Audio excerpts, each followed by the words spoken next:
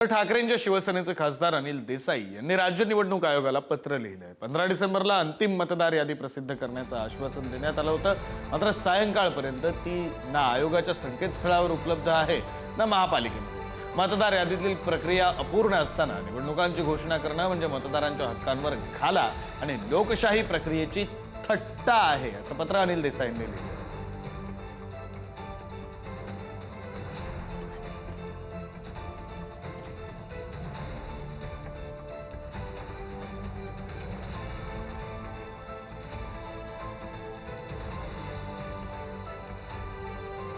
तर पुण्यामध्ये युती तुटली हे चांगलंच झालं। युती तुटण्याचं राष्ट्रवादीचे माजी आमदार टिंगरेंकडून स्वागत करण्यात आलं। मैत्रीपूर्ण लढत वगैरे असं काही नसतं असंही सुनील टिंगरेंनी म्हटलंय।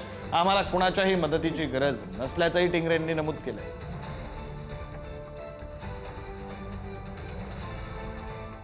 भाजप खरंच इतकी ताकदवर आहे तर मग त्यांना बाहेरच्या लोकांचे प्रवेश का घ्यावं लागतात हो? आज तुमची ताकद जर एवढी जास्त असेल तर माझं असं म्हणणं आहे, जो प्रामाणिक कार्यकर्ता गेल्या अनेक वर्षापासून पक्षाचा झेंडा घेऊन चालतो ना, त्याला त्यांनी तिकीट द्यावं। हे पहा, आमची विचारधारा आज तुम्हालाही माहिती आहे, आम्ही शाहू फुले आंबेडकरांना मानणारा आमचा पक्ष आहे।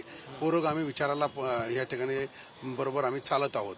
त्यामुळं त्यांची विचारधारा जर एक असं, आमची विचारधारा ही सेक्युलर आहे आणि मला असं वाटतं आम्हाला कुणाच्याही मदतीची गरज लागणार नाही। स्वबळावरती आम्ही चांगल्या पद्धतीने आणू।